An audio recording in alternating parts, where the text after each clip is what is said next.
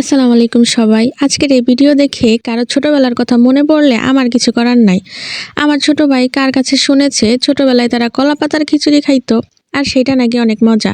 এখন তারও এই খিচুড়ি খাইতে হবে, কিন্তু এই খিচুড়ি তো আর একা একা খাওয়া সম্ভব না। তাই আমার সতীনকে সাথে নিয়ে চলে গেলাম খোলা আকাশের নিচে খিচুড়ি খাওয়ার জন্য।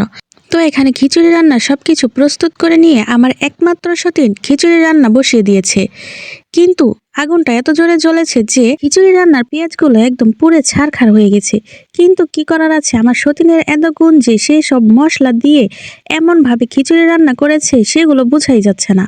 সতীন আমার যেমনই হোক, তার আবার গুণ অনেক। যাই হোক, এখানে গরুর মাংস থেকে কিছু তেল নিয়ে সেগুলো ভালোভাবে কষিয়ে এরপর দিয়ে দিয়েছে কিছু সবজি। সবজি না হলে কি আর খিচুড়ি জমে? যাই হোক, এখানে সবজি দেওয়ার পর তারপর আস্তে আস্তে দিয়ে দিল চাল। এগুলো রান্না করে নিতে নিতে আমরা চলে গেলাম কলা পাতা কাটতে। কিন্তু রাত করে নাকি গাছের পাতা ছিঁড়তে নেই, কিন্তু কি আর করার আছে বলেন, ছোট ভাইয়ের আবদার বলে কথা। এখন আমরা কলা পাতা নিয়ে সেগুলো প্রস্তুত করে নিলাম। এদিকে আবার আমাদের খিচুড়ি রান্নাটাও প্রায় শেষ হয়ে এসেছে। খিচুড়িগুলো এদিকে বেড়ে নিতে নিতে আমরা সবাই বসে পড়লাম যার যার মতো কলা পাতা বিছিয়ে। আর ভাবতে লাগলাম আমরাও একদিন আমাদের ভবিষ্যৎ প্রজন্মকে এই কলা পাতার খিচুড়ির গল্প শোনাবো। তো এখানে যাই হোক, খিচুড়ি নিয়ে যার যার মতো খেতে শুরু করে দিয়েছে। এখন এই খিচুড়ির সাথে কি একটু আচার না হলে চলে? আচার নিয়ে কি স্বাদ!